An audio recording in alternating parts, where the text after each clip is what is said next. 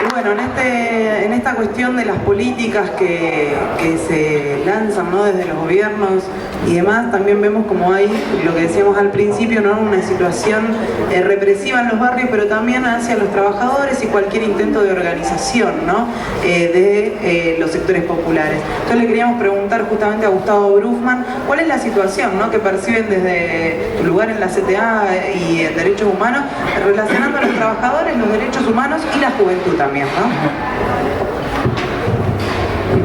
Una apretada síntesis.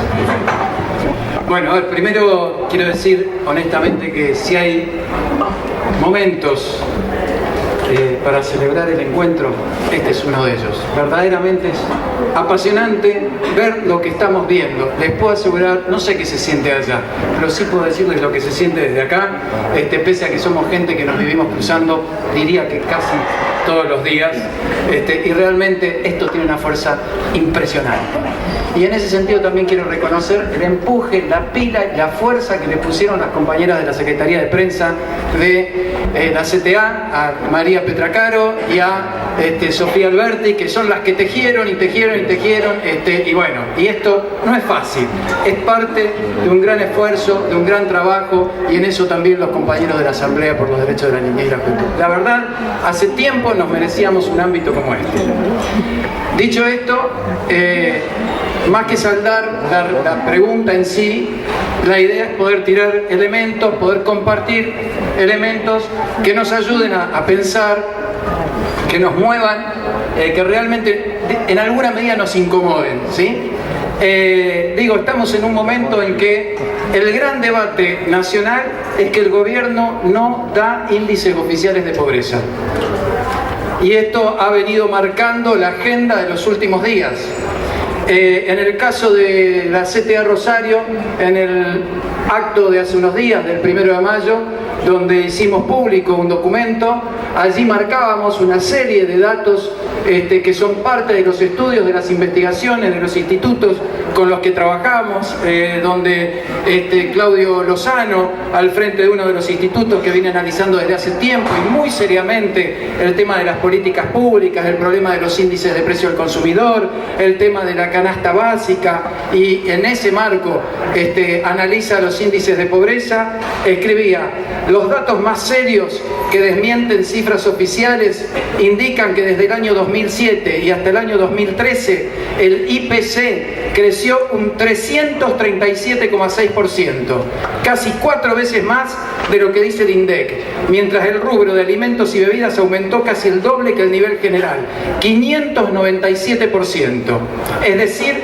más de 7 veces lo que estima el INDEC, y que de acuerdo a la canasta real y de los ingresos de la encuesta permanente de hogares, al segundo trimestre del año 2013, la pobreza afecta a 15.400.000 personas, es decir, el 36,5% de la población total. La indigencia indica que al menos 5 millones de personas están pasando hambre, representando un 12,1% de la población. Esto demuestra que el gobierno pretende tapar el dato de 13.400.000 pobres, de los cuales 5 millones son indigentes. Pero un dato sobre el que llamo la atención. Está claro para todos los trabajadores y para el pueblo en general la disparidad del mapa de la pobreza y la geografía de la desigualdad social. Pero el rasgo más característico es, desde hace años, la infantilización de la pobreza. Actualmente en nuestro país, 7.300.000 chicos y chicas, el 53,8%, son pobres. Y en 10 provincias, este flagelo de la pobreza infantil supera el 60%. La pregunta es, esto lo decimos desde acá, ¿cómo se vive diaria y cotidianamente la realidad desde las familias, desde estos niños que construyen una estrategia de supervivencia, la que fuere, la que pueden, la que sea, ¿sí?, en el marco de un permanente, presente, continuo de degradación sistemática? Digo, porque uno de los ejercicios fundamentales, y ahí está el mérito de los compañeros trabajadores de infancia, de niñez y juventud, y de las organizaciones territoriales, es que no van simplemente cuando el empleador los envía, sino que comienzan a vivir la vida del otro desde el lugar del otro. Y ahí hay otro universo simbólico, otro marco de representación, otra mirada para poder desentrañar las estrategias de supervivencia, cómo se vive la vida, cómo se vive la muerte y cómo se construye el sufrimiento.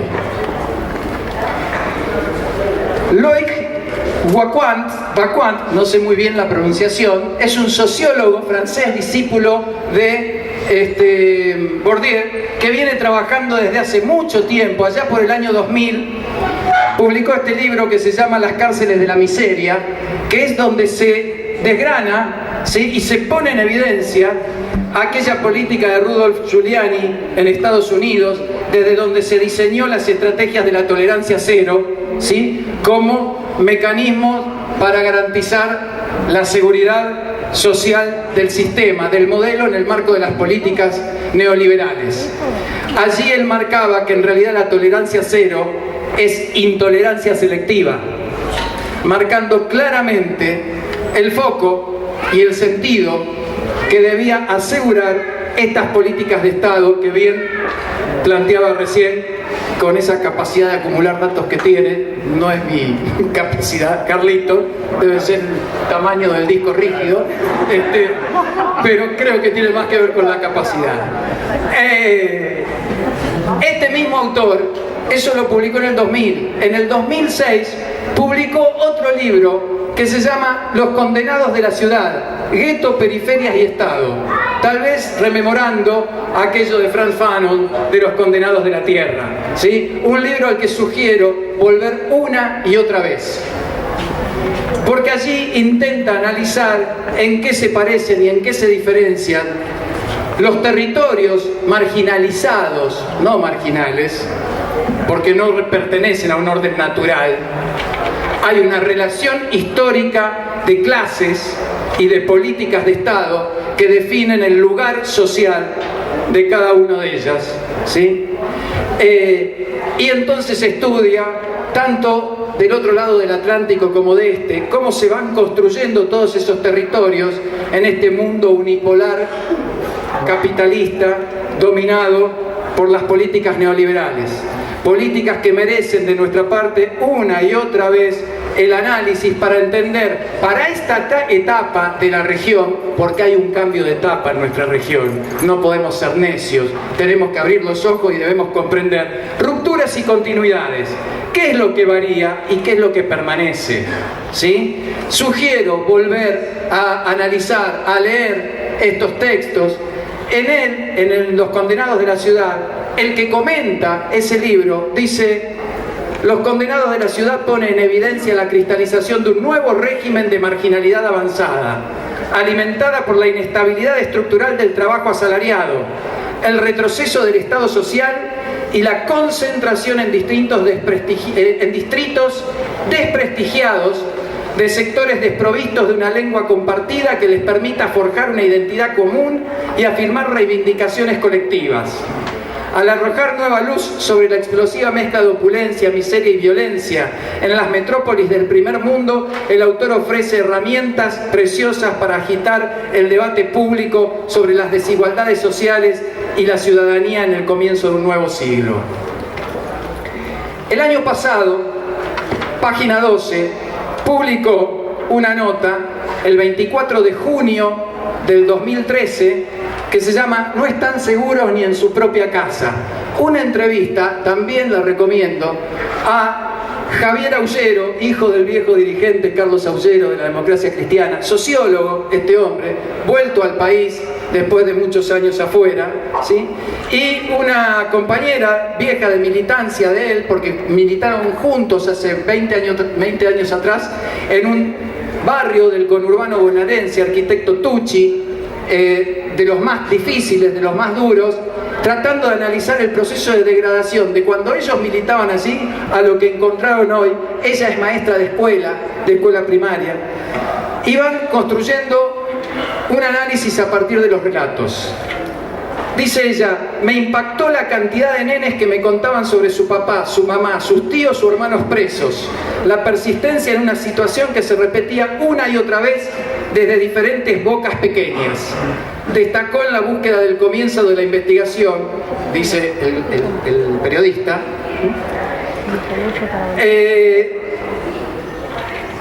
la búsqueda del comienzo de la investigación que dio origen a la violencia en los márgenes. El otro elemento que le empujó a buscar a su compañero, a Javier, a la militancia, fue una toma de tierras que se produjo en ese barrio, ¿sí? Y a partir de allí comienzan a construir la investigación y el relato. Allí ellos dicen, me pareció que este sufrimiento que genera la violencia constante y casi avasallante tiene que ser contado. Hay que hacer el sufrimiento visible. Se habla mucho sobre la seguridad, inseguridad y violencia en la Argentina, pero nunca de estas clases de violencia. La gente de barrios populares, de barrios pobres en nuestro país, siempre son victimarias. Sus integrantes siempre son mencionados como generadores de violencia, de inseguridad, nunca como víctimas. Entonces trata de pensar la relación entre la violencia estatal y las múltiples violencias cotidianas, ¿sí?, de su vida en el interior, en el seno de lo más íntimo. En un momento dado el periodista le pregunta, ¿confían en que el libro ayude a deconstruir el discurso de inseguridad impartido tan fuertemente por los medios de comunicación masivos, en el que los pobres son solo victimarios de la violencia que sufren las clases medias y altas? Responden, debatimos mucho el cómo contar todo esto. Javier siempre me pedía, mientras hacíamos el libro, que le contara alguna vez una linda historia. Pero nunca lo logré. Pedía que apareciera algún caso que negativizara aquello que estábamos contando. Alguien a quien no le pase nada. No pudimos encontrarlo. Quisimos remarcar con el libro que en las familias de estos barrios, como el de Arquitecto Tucci, la muerte se sufre tanto como en cualquier otro lado. Que los chicos les tienen miedo a los tiros, a los robos, a que sus padres estén lejos, en una celda. Que las personas piden lo mismo que la clase media, aquellos apropiadores del discurso de la inseguridad. Y sobre todo, que la vida se festeja. La discusión del cómo para ellos se obtiene más seguridad es una discusión que llega después. Muchos nenes plantean, queremos más armas. Bueno, hay que entender que casi todos en esas familias tienen armas. Cuando me dicen eso, siempre les pregunto, ¿y por qué sus papás tienen armas? Para defendernos. Me responden, el libro está escrito para que pueda entenderse de esta manera y poder hacer visible todo esto. Por supuesto, esto sugiere muchas miradas, ¿sí? Pero creo que si algo tiene de mérito lo que estamos haciendo acá, y si algo tiene de valioso lo que cada uno de los que están aquí han asumido, es el compromiso de hacerse cargo de una brasa ardiendo en las manos, jugándose todo diariamente en este espacio que estamos construyendo. Ahí le pregunta el periodista, ¿el hecho de que el ejercicio de violencia en los vínculos interpersonales rompa el centro de la privacidad e invada el campo social, provoca que el uso de la violencia sea natural, que se convierta en el sentido común? Responde, sí y no. Los nenes un día me contaban que estaban jugando en la vereda y que los tranzas se empezaron a tirotear. Yo les pregunté qué hicieron y me contestaron que estaban acostumbrados. Estar acostumbrados no significa que no se sufra. Los pibes se familiarizan con todo esto mucho más que nuestros hijos que nunca vieron una bala. Forma parte de su universo simbólico y tienen vocabulario no solo tumbero sino hasta judicial, que el allanamiento, la fianza. Pero el pedido de seguridad está todo el tiempo. El sufrimiento de la muerte y el encarcelamiento está todo el tiempo. Quiero cerrar. Yo les cuento que alguien que probablemente ande por allí, en el público, no lo vi, que viene de Barrio Ludueña y que en el marco de la historia más dura, más pesada, más difícil de Barrio Ludueña, alguna vez alguien dijo, esto es tierra de nadie, como forma de salir para adelante con su espacio más cercano, fundó una revista que se llama Tierra de Alguien. Cuando él retornó, después de un largo viaje que tuvo, por esas cosas de la vida, la suerte, la fuerza y la capacidad de hacer, me pidió si podía escribirle algo para Tierra de Alguien. Lo quiero compartir con ustedes. Volver a la tierra de alguien, después de algunos tantos años de ausencia, la tierra de los nadies, la de los pibes tatuados con la tinta de los dolores y el olvido, la tierra de los chiquitos que se hacen grandes demasiado pronto, correteando entre las doñas que amamantan desde su corazón herido por los golpes y el abandono, la de las niñas madres, la tierra de las pibas envejecidas por la miseria, la tierra empobrecida por todos los años en que nos condenaron a lamernos las heridas en la penumbra de alguna esquina sin nombre. Vuelvo a escribir porque un alguien que fue de los nadies se reencontró con su historia y me volvió a pedir que la compartamos.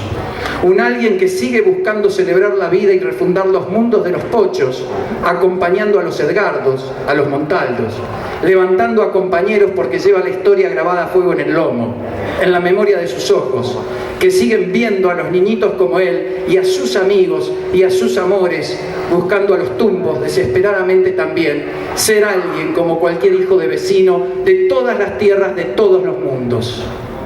Venimos de la tierra en la que los sueños mueren demasiado temprano y sin embargo renacen porque siguen naciendo nadies, en la que los que comercian con la muerte prematura nos obligan a pensar que es natural que los padres entierren a sus hijos, que la biología estaba equivocada cuando nos quería convencer que uno se moría de viejo, en la que esos malparidos con el guiño de los dueños de todos nos cargan un fierro a la cintura para salir a laburar, uno del tamaño de nuestra necesidad, para que al menos por un instante nos sintamos con todo el poder de ser dueños de la vida ajena, oliendo el olor del miedo en los otros, transpirando el terror de las pesadillas que llevamos desde siempre adherida a la piel. Aquí, donde algunos se horrorizaban bien intencionadamente porque nuestros niñitos se convertían en sostenes de lo que nadie protegió, o porque andábamos en los brazos del mangueo cirugiando la vida, abriendo puertas, limpiando vidrios, recorriendo la mesa de los bares cuando ya era hora de que nos abrazaran con un beso de buenas noches, ahora que es más tarde todavía, deberán saber que nos siguen arrebatando de los afectos porque nos invitan a volarnos la cabeza por un par de mangos con olor a merca, a Paco, a Faso de los peores, mezclado con el alcohol, en el escabio, en el porrón y en el fernet de los días y las noches, inyectándonos con un par de grifos, más dolor al dolor. Y aún así, cuando las buenas gentes hablan de batallas perdidas, aquí estamos y aquí seguimos, plantados en medio de la nada, junto a todos, cuando nos sigue faltando todo, escribiendo y peleando por la tierra de alguien, renovando cantos murgueros de los trapos, faroleando con roqueros de la cebolla, convocando bodegones culturales, invitándonos a reencontrarnos en cada batalla, en cada marcha, encendiendo mechas que brotan tosudamente y chispean esperanzas liberadoras que nacen del corazón de los nadies. Bienvenida, tierra de alguien. Aquí estamos, otra vez.